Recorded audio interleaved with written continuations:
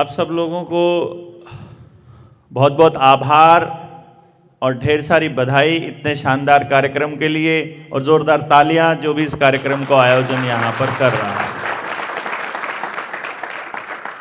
आप देख रहे हैं, बल्कि आप तो क्या ही देख रहे हैं, हम देख रहे हैं कि बिहार और झारखंड, बिहार को तोड़ा क्यों गया ये भी समझ में आ रहा है, और बिहारियों को यहाँ से पलायन क्यों करवाया जा रहा है ये भी समझ में आ रहा है। आप लोगों को बहुत बहुत अच्छी कॉमन सेंस आप में मैं देख रहा हूँ। मतलब कोई पहली बार बोल रहा है जब मंच पर आकर के, तो लग नहीं रहा है कि यह व्यक्ति पहली बार बोल रहा है, और अंदर से बोलता है, तो इसका मतलब है कि जब वो अपना जीवन जी रहा है तो भी वो अंदर से जी रहा है। जितना दिल्ली के नज़दीक जाते जाएंगे उतना नकलीपन आता जाएगा, उतना दिखावा आता जाएगा। तो हम लोग दिल्ली के नज़दीक के लोग हैं, हम लोग दिखावे पर हैं, लेकिन आपके अंदर वो चीज़ नहीं है। इसके लिए आप सबको जय जोहार। और चूंकि यहाँ का जो एरिया है, इस एरिया में पूरे देश की समस्याओं का समाधान छुपा हुआ है। मैं आपको इसलिए बता रहा हूँ ये, क्योंकि यहाँ प्राकृतिक संसाधन बहुत ज़्यादा हैं, और नक्सलवाद का समस्या भी आपको नज़र आ जाएगी, पलायनवाद की भी समस्या नज़र आ जाएगी। आपको बताया जाएगा कि आप गरीबी में हैं, आपको ये बताया जाएगा। लेकिन एक बार आप अमीरी और गरीबी की पहचान करके देखिए, और एक बार सोचिए कि आप सचमुच गरीब हैं। एक बार सोच करके देखना है आपको कि गरीब कौन है और अमीर कौन है। एक बात थोड़ा सा दिमाग लगाइए, आपका बच्चा 5 करोड़ रुपया सालाना कमाता है और अमेरिका या कनाडा में किसी कंपनी की गुलामी करता है। अपने लिए उसके पास कोई समय नहीं है, गाड़ी उसके पास 2-3 करोड़ रुपए की है, फ़ोन उसके पास लाखों रुपए का है, सूट वो लाखों रुपए का पहनता है, लेकिन वो गुलामी करता है। एक दूसरा बच्चा है, उसकी माँ का बच्चा, वो थोड़ी मेहनत मजदूरी करता है, अपने खेत में काम करता है, अपनी गैयाँ जो है वो चराता है, और जब उसकी माँ बीमार हो जाए तो वो उसके सिरहाने बैठ करके उसकी सेवा कर पा रहा है। तो अमीर कौन है? वहाँ माँ भी वही अमीर है जिसका बेटा उसके पास है, और बेटा भी वही अमीर है जिसकी माँ उसके पास है। कोई फायदा नहीं है अगर कमर में दर्द है और आप बहुत महंगी कार में सफर कर रहे हो या हवाई जहाज में सफर कर रहे हो, आनंद ही नहीं ले सकते उसका। यानी सेहत का सही होना पहला क्राइटेरिया, सेहत का सही होना पहला क्राइटेरिया। किसी चीज को आप तभी भोग पाओगे जब आपकी सेहत सही होगी। अगर आपकी सेहत सही है पहले नंबर पर, तो मेरे को एक वाकया याद आता है, उससे आपको समझ में आएगा। मैं गाड़ी लेकर आया नई नई, सन 2014 की बात है ये। वो नीचे पसरी हुई गाड़ी लंबी, जो मतलब हमारे गांव में तो पहली ही कार थी वो, उससे महंगी भी थी लेकिन वो वाली कार पहली थी, क्योंकि गांव के लोग वो लेते नहीं इतनी नीची कार। तो मैं जब गया तो मेरा एक दोस्त है दूसरे मोहल्ले में, पंडितों के मोहल्ले में, तो मैं, अब होता है ना नया नया शौक सा होता है, सबको दिखाएं भाई हमने गाड़ी लिया है। तो हम वहाँ भी गए, तो मैंने बोला दादी गाड़ी ली है।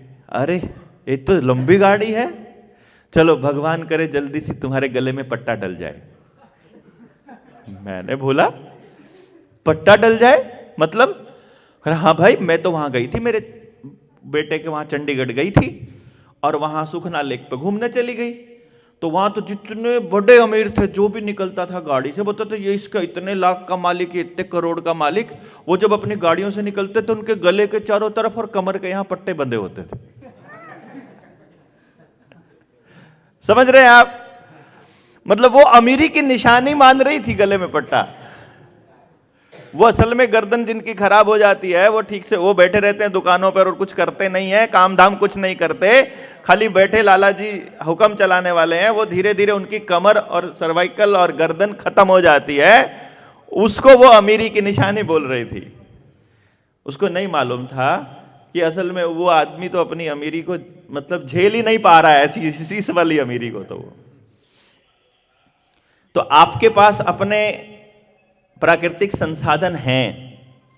दूसरा बिंदु मैंने देखा जो आपके सामने आया, वो आया कि मैं जब बाहर मेरे कुछ स्टूडेंट्स पढ़ते हैं, कुछ माँ बाप अपने बच्चों की काउंसलिंग के लिए मेरे पास आते हैं, तो वो ये बताते हैं कि वहाँ यदि आप गरीब हो तो आपको खाना पड़ेगा pizza, burger, coffee, cold drink और ये बना बनाया फास्ट फूड। अगर आप गरीब हैं तो, डेवलप्ड कंट्री जिसको विकसित देश में बोलते हैं ना, वहाँ गरीब के लिए यही सुलभ है।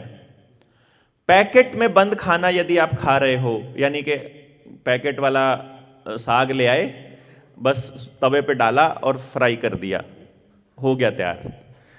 एक पैकेट है पराठा वाला, एक है पैकेट रोटियों वाला, वो आए और गरम किया तवे के ऊपर और बस खा लिया, वो प्रोसेस्ड किया हुआ है।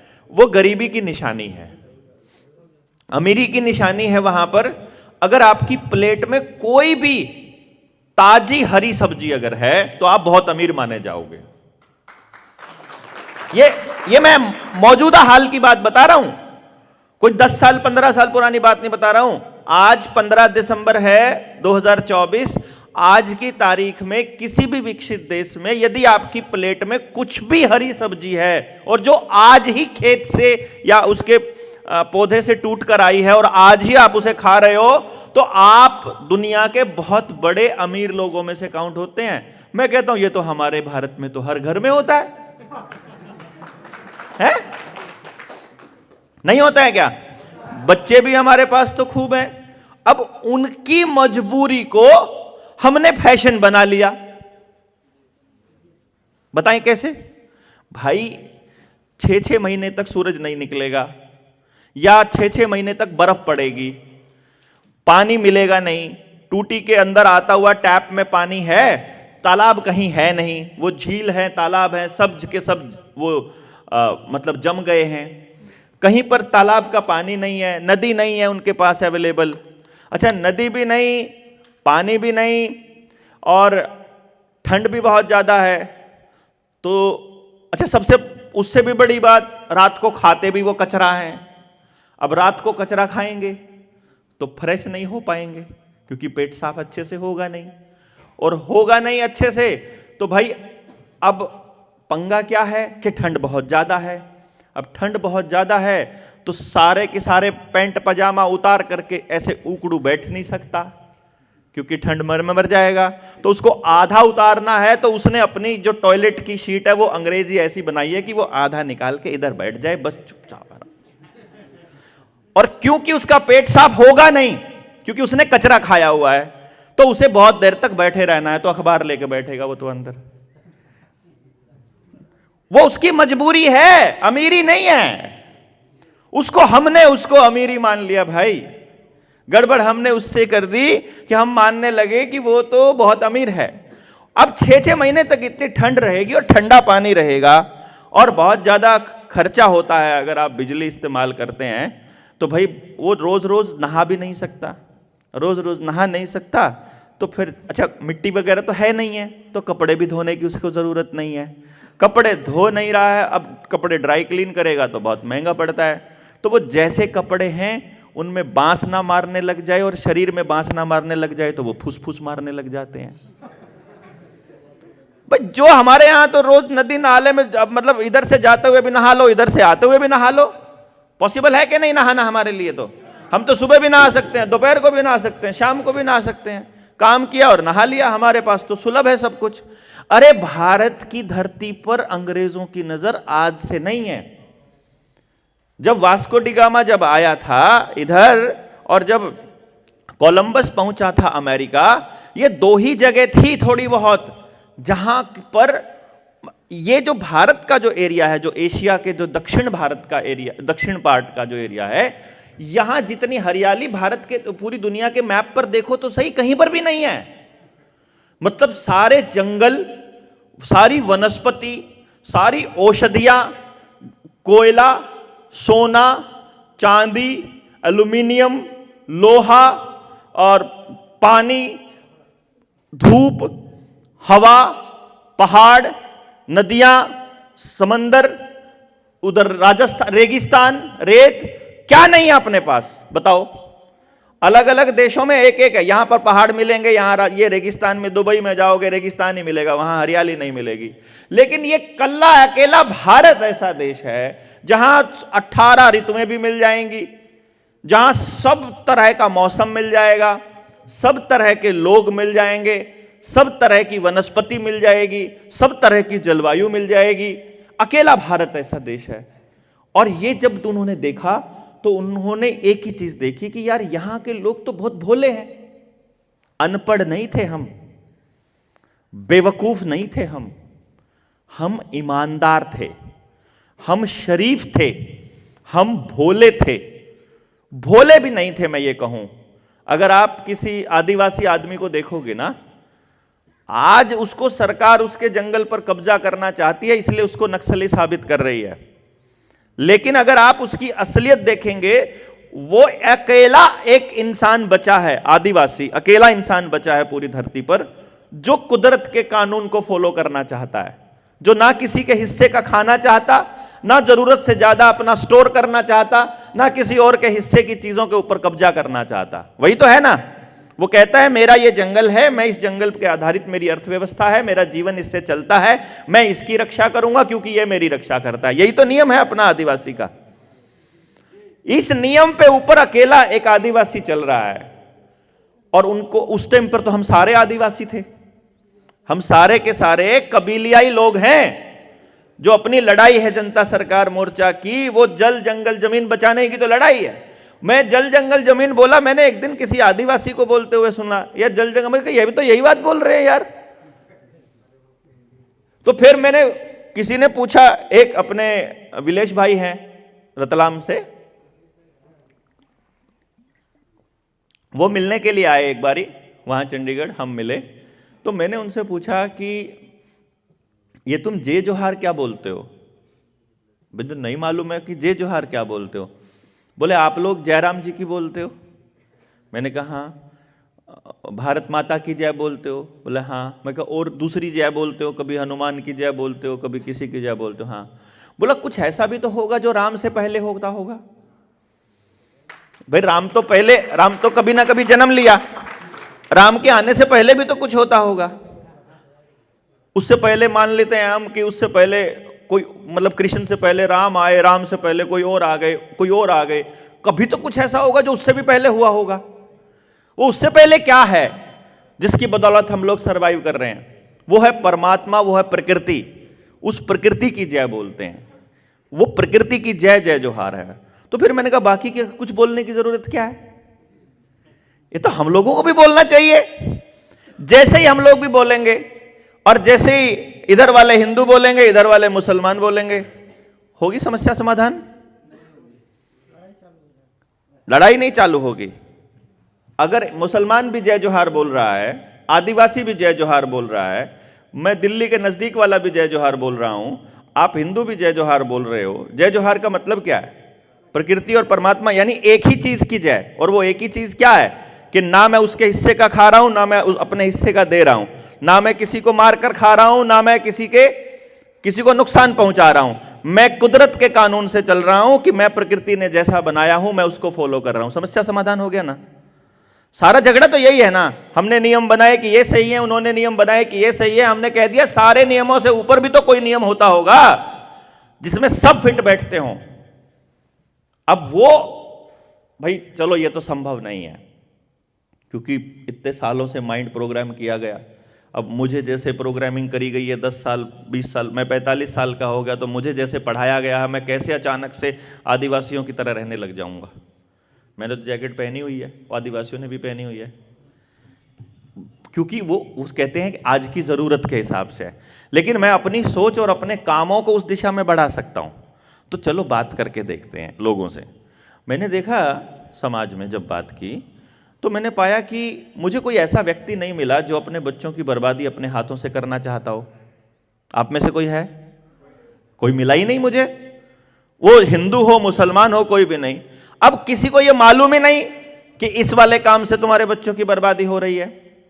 जैसे भाई आपके खेत में जीएमओ खान बीज दे रहे हैं, आपको जेनेटिकली मॉडिफाइड बीज दे रहे हैं, वो तो जो भी खाएगा उसी का बच्चा नामर्द और नपुंसक और बांझ होगा ना।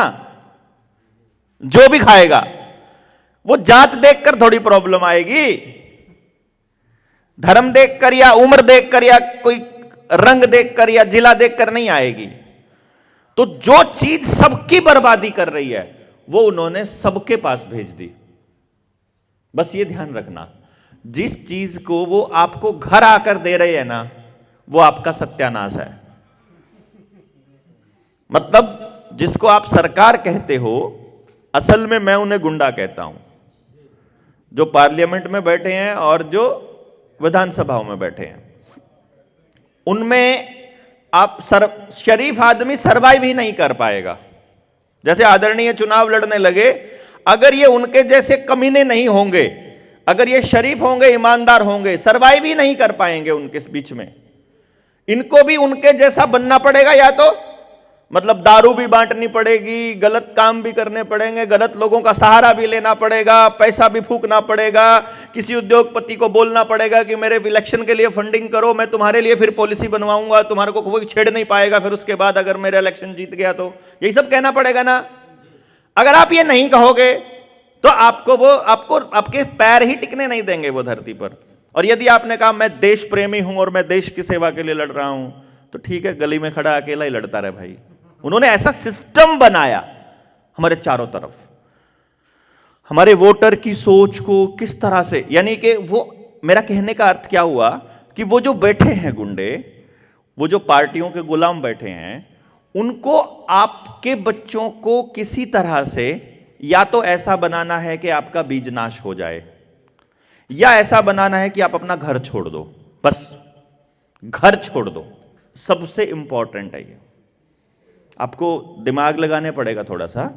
आप देखोगे आपके गांव में नौकरी करने के लिए आपके गांव का आदमी नहीं मिलता सरकार को, नहीं ना।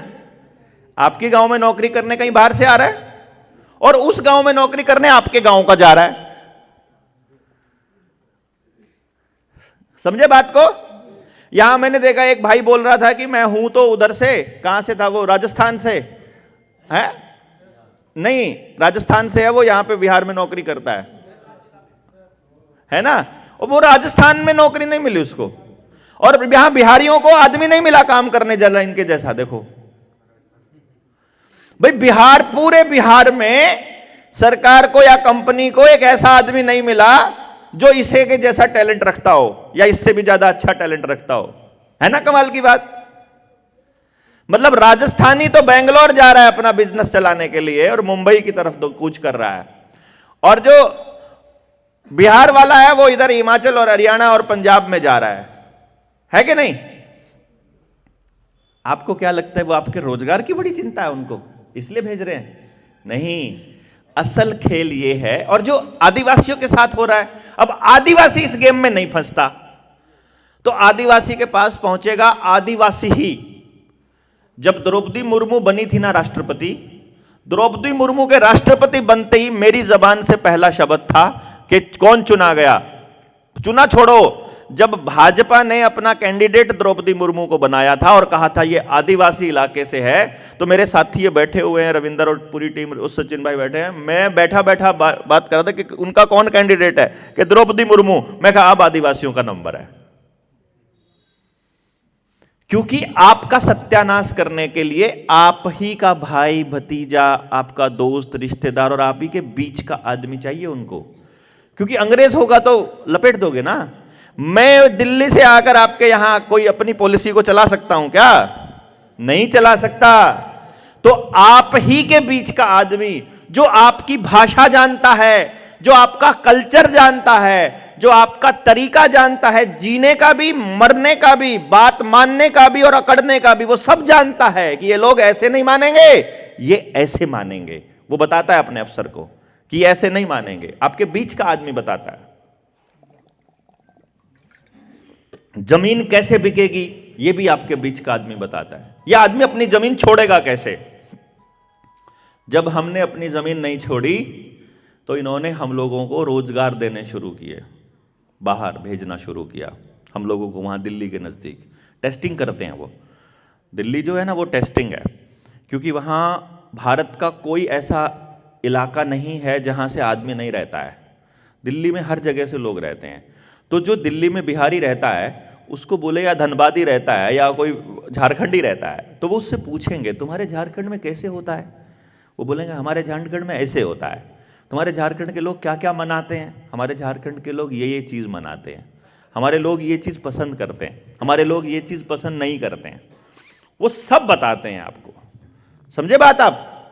मतलब वो आपको पूरी डिटेल में बताएंगे। कौन बताएंगे? आप ही का आदमी आप बताएगा कि भाई हमारे वाले लोग तो इन चीज़ों को ऐसा मानते हैं। फिर वो आपके लिए पॉलिसी बनाएंगे। सबसे पहले यदि आपको मालूम पड़ गया कि सरकार में बैठा या जिसको विधानसभा या लोकसभा में बैठा आदमी पूंजीपतियों का दलाल है या कंपनियों का दलाल है, जब आपको पता चल गया और आप उसके जाल में नहीं फंसेंगे, तो वो आपके आदमी की एनजीओ बनाएंगे। ठीक है, ये एनजीओ बन गई। एनजीओ में वो आएगा, भाई मैंने ना एक काम शुरू किया, मैं तुम्हारी तरक्की करवाऊंगा। तरक्की करेंगे हम आपकी। कैसे करोगे? तुम्हारे बच्चे पढ़ते नहीं हैं, हम पढ़ाएंगे। क्या पढ़ाएंगे? अंग्रेजी पढ़ाएंगे तुम्हारे बच्चों को। अंग्रेजी पढ़ के क्या करोगे?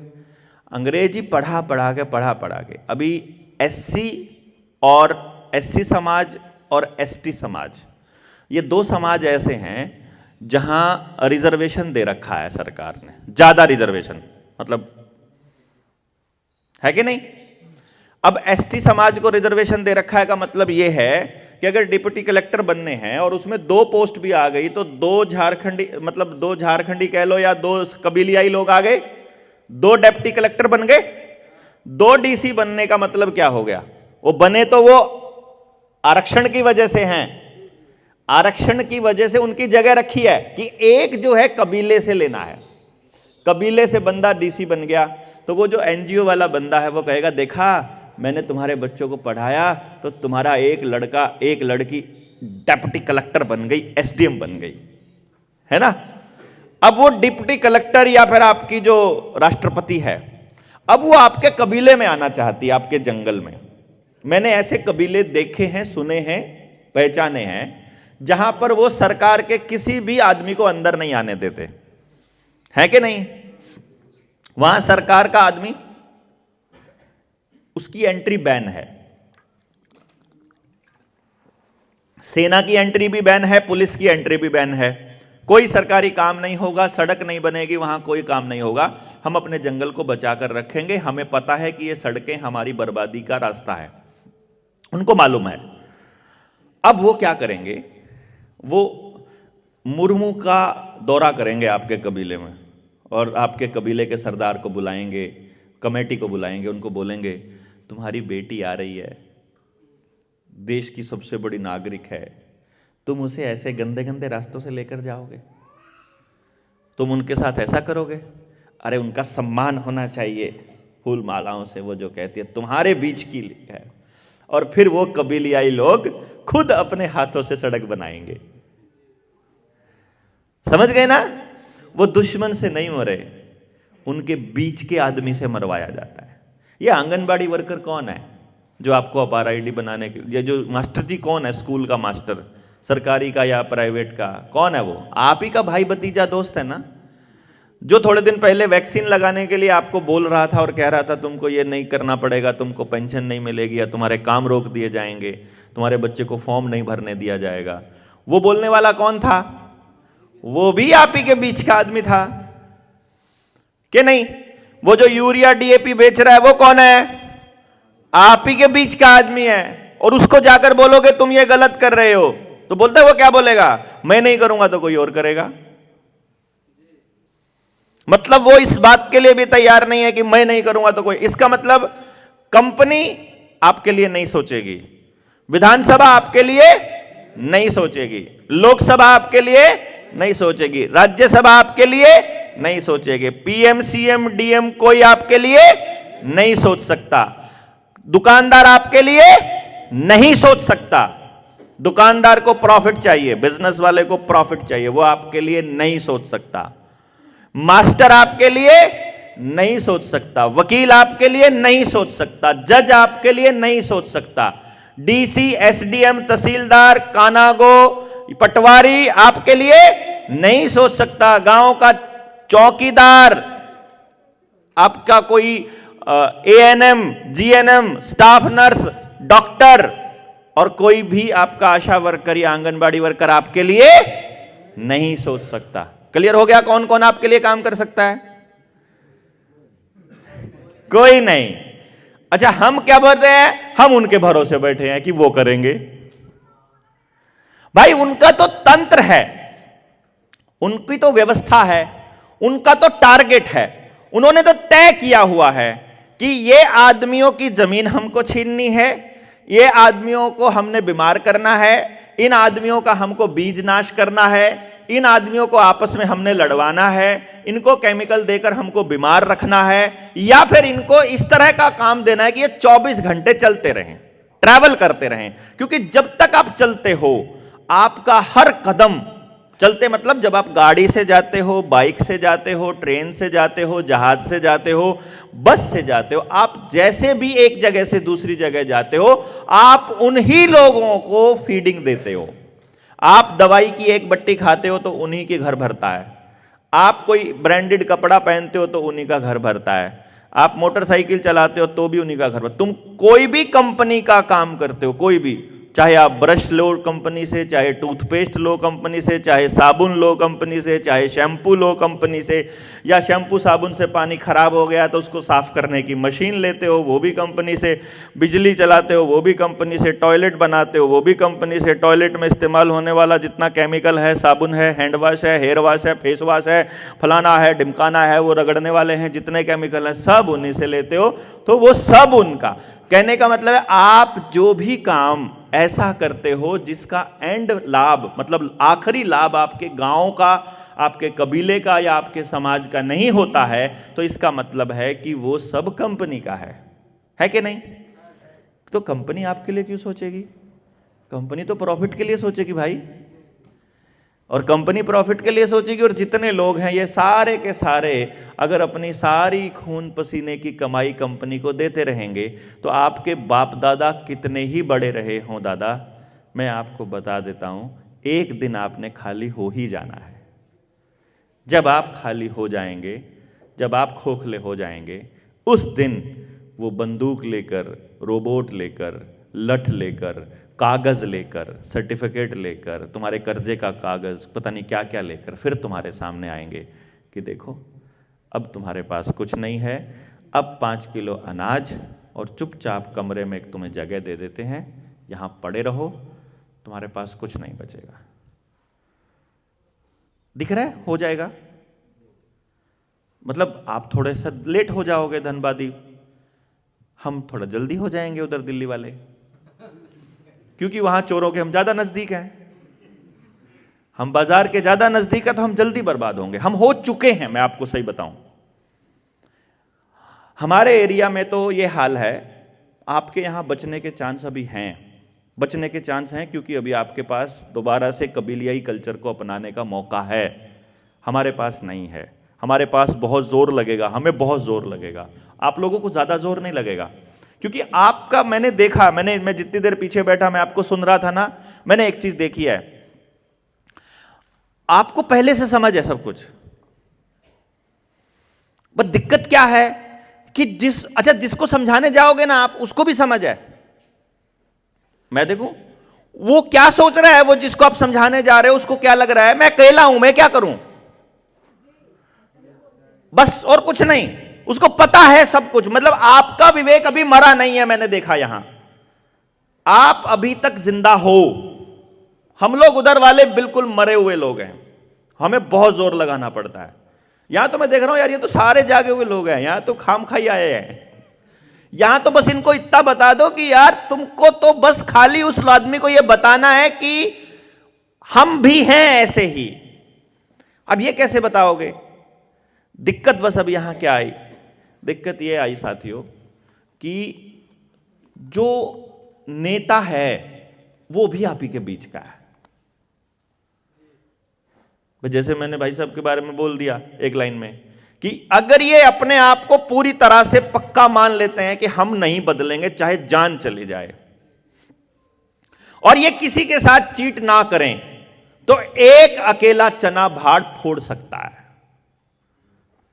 दिक्कत क्या है कि वो तंत्र में येन केन प्राक्रेण किसी भी तरह से वो ऐसी व्यवस्था बनाने की कोशिश कर लेते हैं कि वहां जब एमएलए हमारा हो या एमपी हमारा हो तो अंदर बैठे आदमी को वो लोग ये बताने में कामयाब हो जाते हैं कि जी चलेगा तो सिस्टम से ही, सिस्टम से चलना पड़ेगा, और वो फिर सिस्टम से चलना चालू कर देते हैं।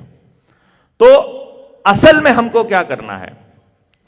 क्या हम लोग, जितने लोग हम यहां बैठे हैं, क्या हम इतनी शपथ ले सकते हैं जो सच में अपने समाज और अपने परिवार के लिए आए हैं? मैं उनकी बात, देखो आप अपने लोन के लिए आए हो, कोई दिक्कत नहीं है, आप अपने लोन का मसला निपटाइए, आप हमसे जो समझ चाहिए समझ लीजिए, हमसे जो कागज़ चाहिए वो कागज़ लीजिए, हमसे जो सहायता चाहिए वो सहायता लीजिए, लेकिन फिर आप अपना घर संभालिए, कोई बात नहीं, हमें कोई दिक्कत नहीं। अब हम आपसे कोई ज़्यादा उम्मीद नहीं कर रहे हैं अगर आप सिर्फ और सिर्फ अपने कर्जे के लिए आए हैं।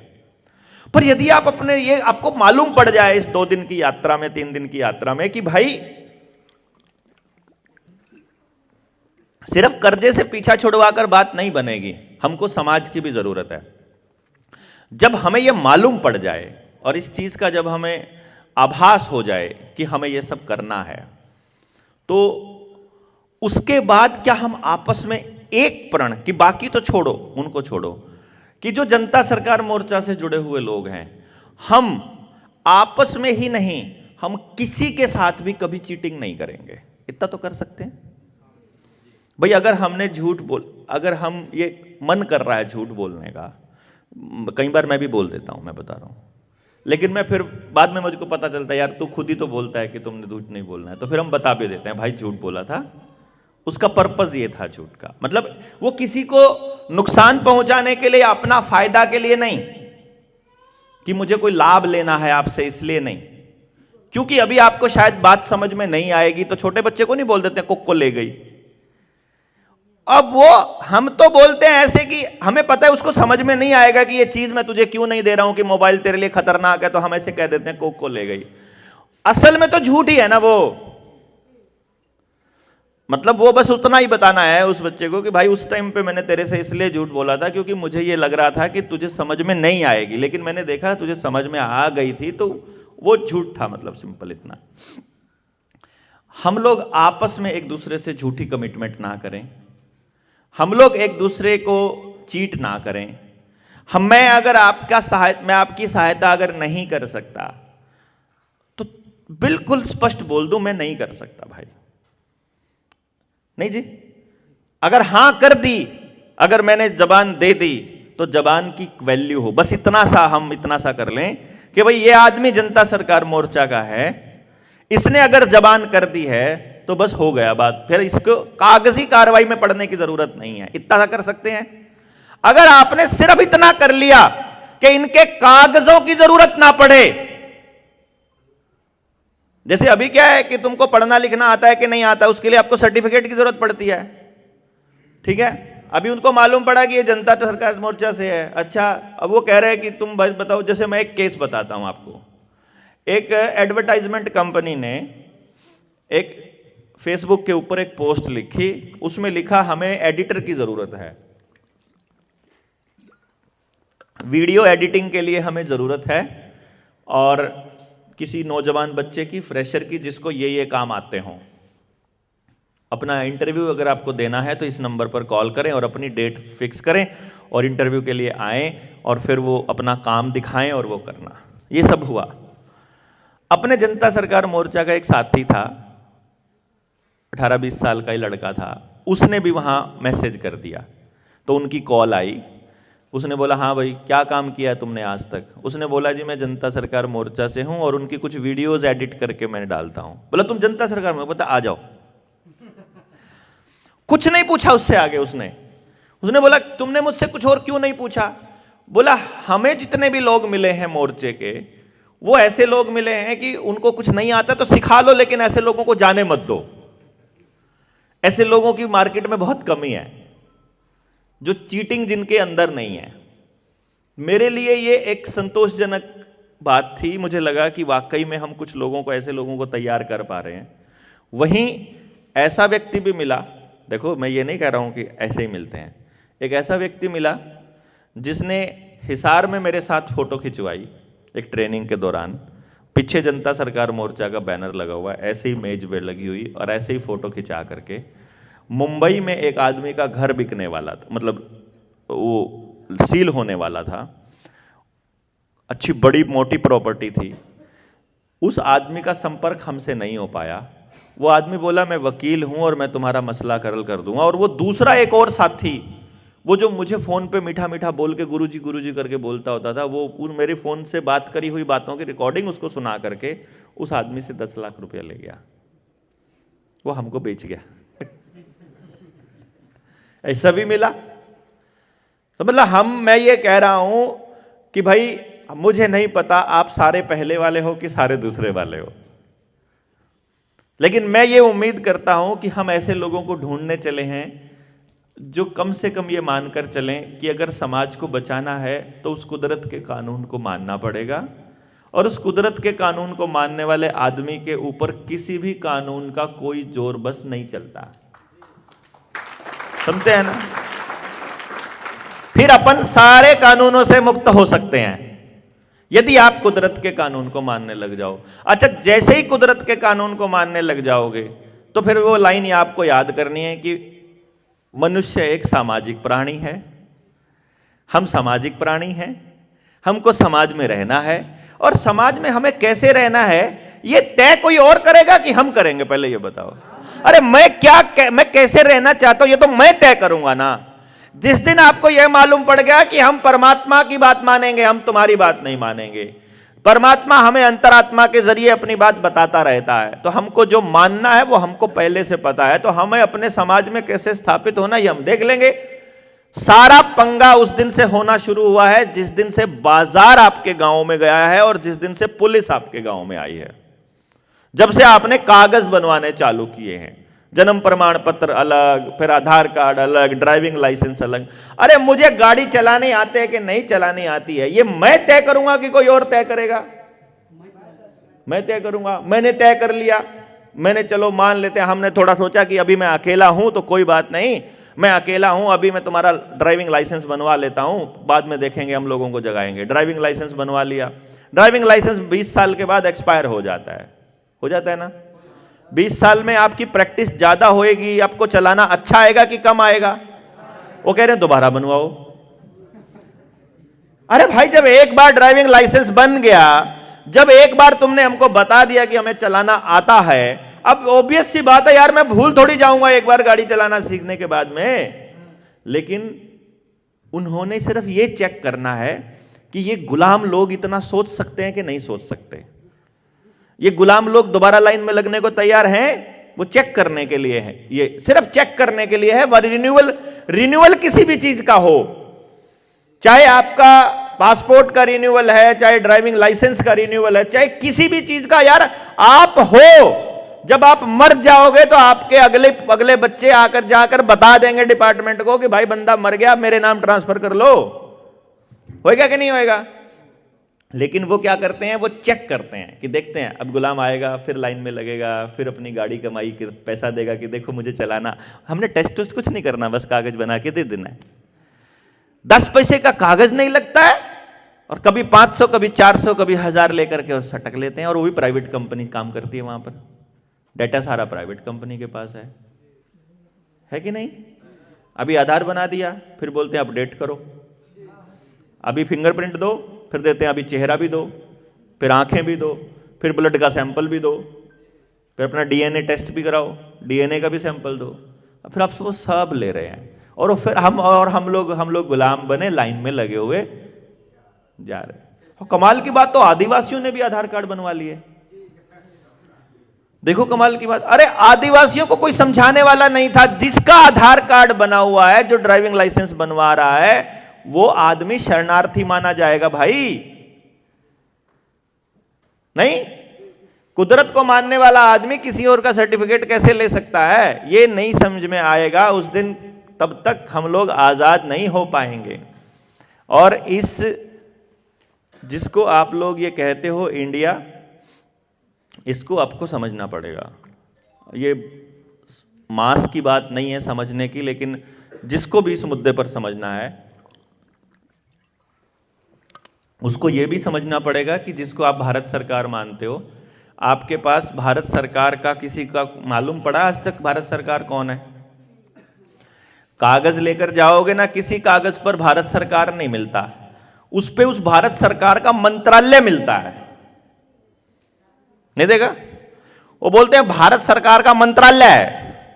अच्छा, जो नरेंद्र मोदी है वो क्या है? वो भारत सरकार का प्राइम मिनिस्टर है, वैसा बोल रहे हैं। वो केंद्र सरकार का, भारत सरकार का नहीं, केंद्र सरकार का प्राइम मिनिस्टर है। और राष्ट्रपति कौन है? वो राष्ट्रपति है, वो प्रेसिडेंट है केंद्र सरकार का। वो अध्यक्ष है उसका, लोकसभा का, विधानसभा का, या तीनों सेनाओं का प्रमुख है वो मान लिया। तो भारत सरकार कौन है भाई? कहीं किसी आदमी का साइन लगा नहीं मिला भारत सरकार कौन है, क्योंकि ये सारे तो भारत सरकार के अंडर सेवा करने वाले लोग हैं। चपड़ासी से लेकर राष्ट्रपति तक सब तनख्वाह लेता है। जो तनख्वाह लेता है वो नौकर है। तो नौकर सरकार कैसे हो गया? सरकार कौन है? जो ऊपर है, जो दे रही है, जो सैलरी देती है। सैलरी कहां से आती है? हमारे टैक्स के पैसे से। तो सरकार तो हम है, सरकार तो हम है। अब आदिवासी कह रहा है भारत सरकार मैं हूं। जेपी आंदोलन में जेपी ने कहा कि जनता की सरकार नहीं, जनता ही सरकार। मेरे को अभी पता चला, अभी एक मीटिंग थी वहां पे जेपी का आंदोलन था, उसमें बोला कि जनता की सरकार नहीं, जनता ही सरकार है। और हमें पता नहीं कहां से ये समझ में आया, अब उस टाइम पे कैसे आया कि भारत की हुंकार है, जनता ही सरकार है।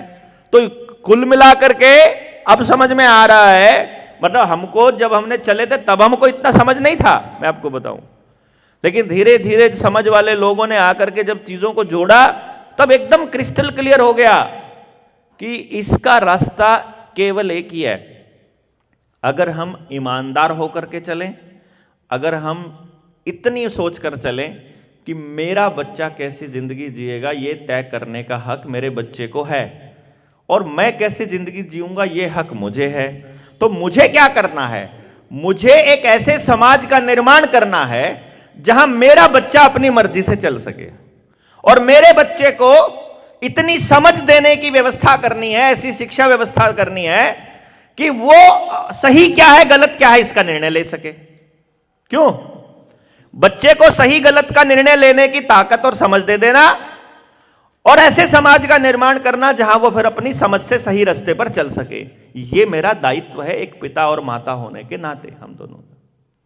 तो मैं ये सोच करके फिर हम लोग देश देश पूरे हर प्रदेश में घूमना शुरू किया कि ऐसा नहीं हो सकता कि सभी लोग डरपोक हों, ऐसा नहीं हो सकता कि सभी लोग अज्ञानी हों या किसी को समझ में नहीं आ रहा। जैसे कुछ लोग शुरू शुरू में जब बोलते थे ना, वो जो लोग, आज मैं आपको बता रहा हूं, जो हमें शुरू में ये बोलते थे ना कि देवेंद्र भाई कोई नहीं सुनता।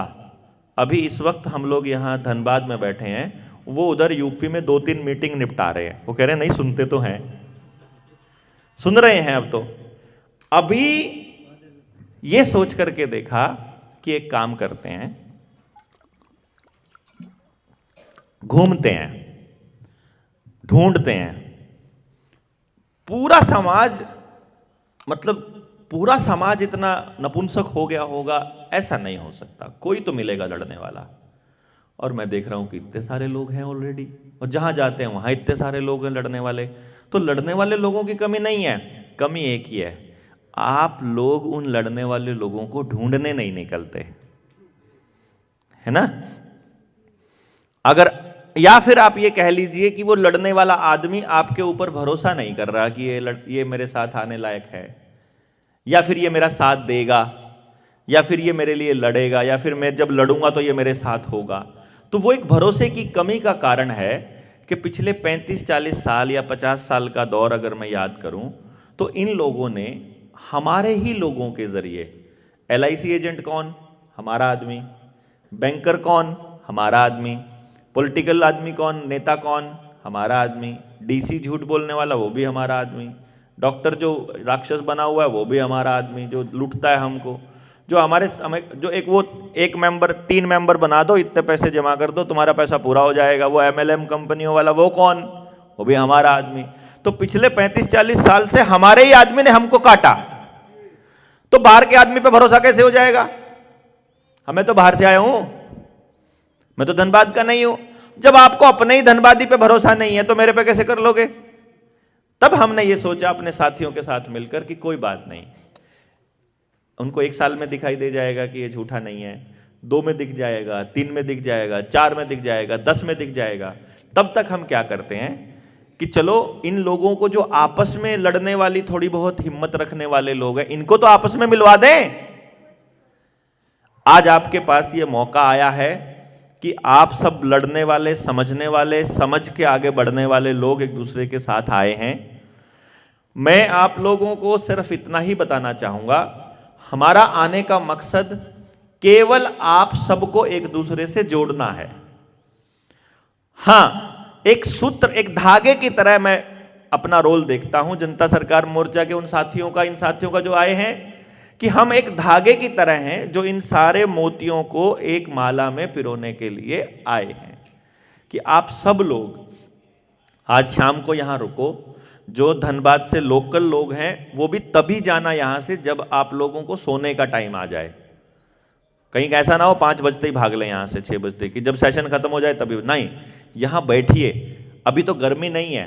पिछली जो हमारी मीटिंग थी, पिछले वाली जो थी झारखंड में, कौन था? रांची में था कोई? उसमें गर्मी ज़्यादा थी, उसमें थोड़ा सा ये था कि चलो बाहर बैठना पड़ेगा। पर अब तो हम अंदर भी बैठ करके शाम को चर्चा कर सकते हैं। मिलिए एक दूसरे से, जानिए एक दूसरे को, फिर एक दूसरे को बरतोगे तो पता चलेगा भाई ये आदमी जो है ये गलत है, इसके साथ, इसने मेरे साथ ये गलत किया, इसने। और जो कोई आदमी आपके साथ कुछ भी गलत व्यवहार करता है तो सबको बताइए।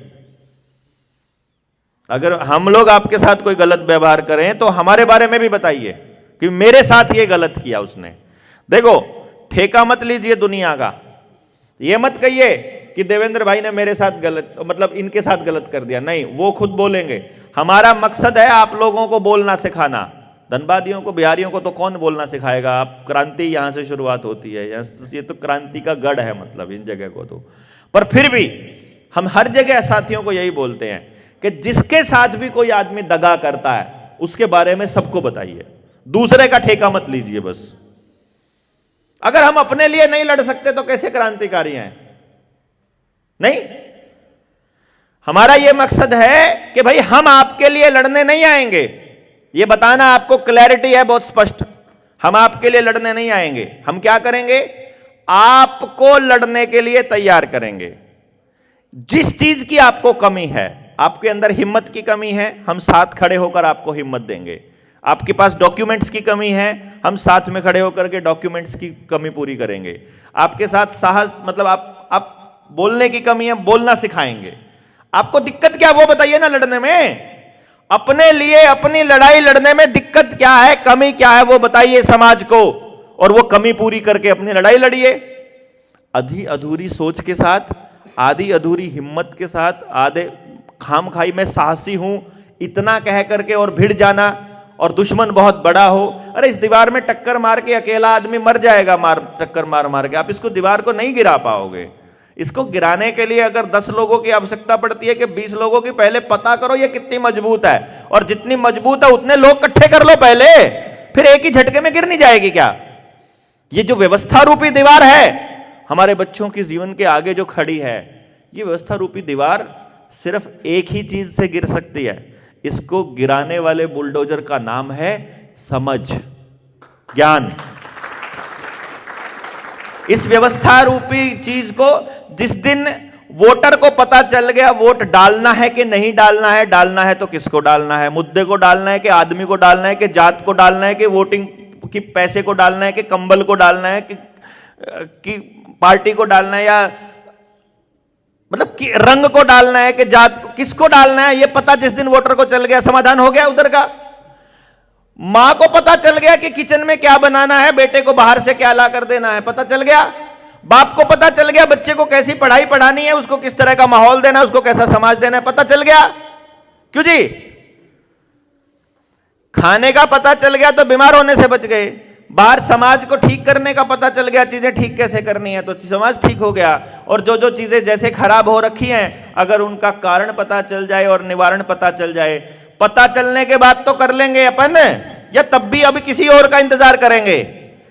पहली लाइन से स्पष्ट हो गया था ना कि आपका भला करने के लिए कोई भी नहीं आएगा। हम भी आपका भला करने नहीं आए हैं, हम भी सिर्फ ये बताने आए हैं कि हम भला नहीं कर सकते, आप ही को करना पड़ेगा अपना भला। हां, गलत क्या क्या है उस पर हम चर्चा करेंगे, हम ये बताएंगे। कोई बात हमारे एरिया की होगी, कोई बात आपके एरिया की होगी, कोई बात कहीं से होगी, कोई कहीं से, लेकिन सारी बातें कहीं ना कहीं जुड़ेंगी, क्योंकि जिस जगह पर आप आज खड़े हो उस जगह पर हमारी बर्बादी 20 साल पहले हो चुकी है।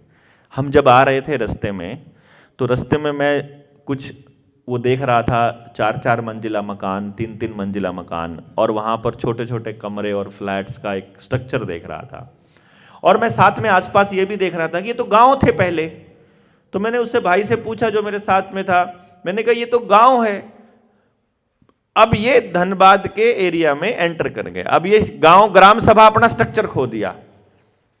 अच्छा देखो, गांव वाले गांव से विस्थापित नहीं हुए तो शहर को आगे बढ़ाकर गांव के अंदर ले गए, तो अब गांव का नाम शहर हो गया।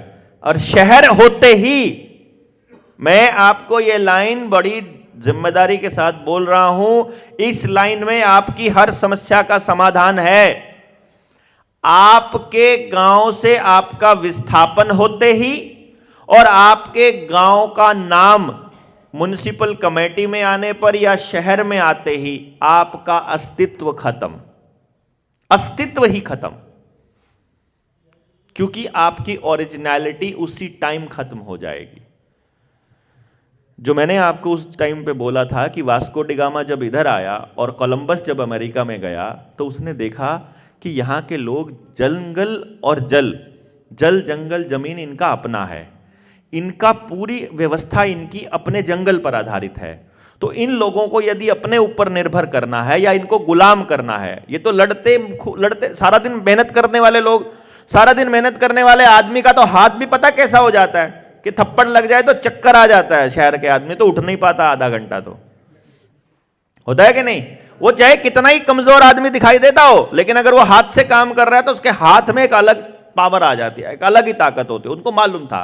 तो पहले तो इनको काम करने की आदत छुड़वाओ यार, इनके हाथ में इनको टेलीविजन दो, रेडियो दो, हैं, और फिर वीसीआर दो, रात रात भर ये वीसीआर देखें, फिर इनको हाथ में कलम पकड़ा दो, फिर इनके हाथ में मोबाइल पकड़ा दो।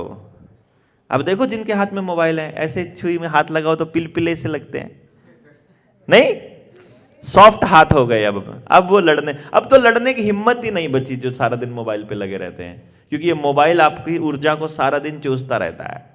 जितनी देर ये आपकी बॉडी के साथ टच में रहता है उतनी देर ये आपको खाता रहता है, तो आप धीरे धीरे खोखले होते रहते हो। ये कब चला, उन्होंने कब चलाया? अमेरिका में इन्होंने टेस्टिंग किया, यूरोप वाले लोगों को लाना शुरू किया। आप अमेरिका में देखो, अमेरिका का जो नेटिव आदमी है, जो अमेरिकी है, जिसको रेड इंडियन बोलते हैं, वो रेड इंडियन है अमेरिकी। वो रेड इंडियन कितने रह गए हैं? वो रेड इंडियन पूरे अमेरिका के कोने में थोड़े से कोने में 1.5 से 2% बचे हैं बस खाली। भारत में जो इंडियंस हैं, जो भारतीय हैं, असली भारतीय हैं, वो मात्र 8% बचे हैं, जिनको हम आदिवासी बोलते हैं। असली भारतीय वही हैं। कौन है? आदिवासी नहीं, वो आदमी जिसका जीवन जल, जंगल, जमीन और जानवर आधारित खेती पर चलता है, जिसका सारा जीवन का जो अर्थ स्ट्रक्चर है, जो जल जंगल जमीन जिसका अपना है, वो इस भारत का असली नागरिक है। जिसने टूटी से पानी ले लिया वो भारतीय नहीं बचा, जिसने सर्टिफिकेट बनवा लिया वो भारतीय नहीं बचा, जिसने अपने आप को प्रकृति के अलावा, जिसका कोई और भगवान है, अपने पितरों के अलावा, या तो प्रकृति या अपना पितर, जो हमारे पुरखे हैं ना, उन्हीं को वो अपना देवता मानते हैं। अगर हमारा कोई और भगवान है तो हम भारतीय नहीं हैं। यानी जो हिंदू हैं, जो मुसलमान हैं, जो सिख हैं, जो ईसाई हैं, जो बौद्ध हैं, जो जैन हैं, जो आर्य अपने आप को बोलते हैं, या जो और कोई भी अपनी अपनी जात जिन्होंने अलग रखी हुई है, जिनका पंथ कुछ और है, धर्म नहीं पंथ कुछ और है, वो सब भारतीय नहीं है। इसीलिए ये अपने आप को, इसीलिए आज के टाइम पर ये लोग आपसे बोर्ड पर, उस पे गाड़ी के पीछे लिखवाएंगे, गर्व से करो हम हिंदू राज हैं, हम हिंदू हैं, बोलते हैं ना, ये गर्व से कहलवा रहे हैं ताकि आप इंसान ना रहो। ये आपको जान जान के आपको पहचान दे रहे हैं कि आप लोग अपने हिंदुस्तानी होने का, अपने भारतीय होने से दूर जाओ। जितने ज्यादा दूर जाओगे उतना तुमको रगड़ना आसान है, क्योंकि तब आप एक शरणार्थी की भूमिका में हो, और शरणार्थी को कभी भी रगड़ा जा सकता है, और शरणार्थी का कोई अधिकार नहीं होता, अधिकार केवल मालिक का होता है। और हम मालिक तब होंगे जब हमें पता होगा कि हम अपनी मलकियत को, अपनी मालिकाना हक को कैसे एक्सरसाइज कर सकते हैं। मालिकाना हक को एक्सरसाइज करने का एक ही तरीका है कि आपकी अर्थव्यवस्था, आपका जीवन, आपकी शिक्षा समुदाय आधारित हो, अपने जंगल आधारित हो, अपना पानी हो, कम से कम आपके अपने बीज डंगरों के भी, खेत के भी और इंसान के भी, तीनों बीज हमारे अपने हो, इंडिजीनियस बीज हो, पुराने के पुराने, अपना जंगल हो, अपना पानी हो, अपने जानवर हो और अपनी अर्थव्यवस्था हो। उसके बाद हम जो भी चीज करें, बाहर व्यापार करना है या जो भी करना है, वो मजबूरी में ना करें।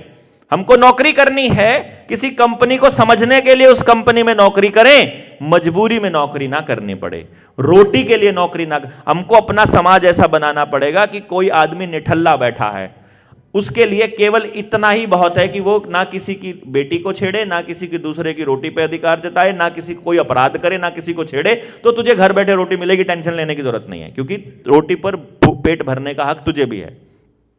इतनी व्यवस्था तो बना सकते हैं, ये व्यवस्था बना सकते हैं, या मुश्किल है? बहुत आसान है, केवल एक हथियार की जरूरत पड़ेगी, समझ और सब्र। जैसे मैंने आपको आज बताया या समझाया, पूरी बात तो मैं बता ही नहीं पाऊंगा 2 दिन में। यहां से बहुत से लोग क्या बोलेंगे, ये नहीं हो सकता। बहुत से लोग बोलेंगे हो तो सकता है, लंबा टाइम लगेगा। बहुत से लगते हैं कैसे होगा। बहुत से लोग होंगे हम करेंगे। वो जो हम करेंगे वाले लोग जब बैठेंगे और जब इस दिए से दिया जलाने वाले इस प्रकरण को जब आगे लेकर के जाएंगे, तब ये बहुत ज्यादा दिनों का काम नहीं है, बहुत ही जल्दी। अभी रविंदर भाई के नेतृत्व में हम लोग पानीपत के समालखा में एक बहुत बड़ा कार्यक्रम करने जा रहे हैं, प्लान कर रहे हैं। 23 मार्च को 2025 में 23 मार्च को शहीद भगत सिंह की शहीदी दिवस है। उस दिन वहां से हम लोग ये देखेंगे कि क्या हमारे पास 1 लाख लोगों की संख्या होने में कितनी कमी रह गई। अभी हमने पूछा कि भाई संख्या हम लोग 200 की संख्या तक क्यों पहुंचे हैं, हमारी ये ट्रेनिंग 500 लोगों की क्यों नहीं है। अगर हमारे पास हॉल 500 लोगों का है तो हम 500 लोग क्यों नहीं है। बोले जी बजट नहीं था। अच्छा, आपको क्या लगता है ये जिन लोगों ने कार्यक्रम करवाया है, ये बजट उनको बनाना चाहिए कि हम सबको मिलकर बनाना चाहिए? अगले बंदे से पूछना चाहिए कमेटी को, क्या हो बताओ भाई तुम्हारा खर्चा कितना आया है, बताओ। कोई भाई है जो नहीं दे सकता, वो ना दे, कोई बात नहीं, अपना घर की व्यवस्था को तोड़ के। पर कोई साथी ऐसा भी होगा जो अपनी जेब से थोड़ा ज्यादा दे सकता है, तो कम से कम उसका खर्चा पूरा कर दो। तो हम लोग 500 लोग होते तब हम लोग ज्यादा व्यवस्था बढ़िया बनाते कि 200 में बढ़िया बना सकते हैं। तो ज्यादा लोग होने से खर्चा नहीं बढ़ता है, ज्यादा लोग होने से सहयोग बढ़ता है।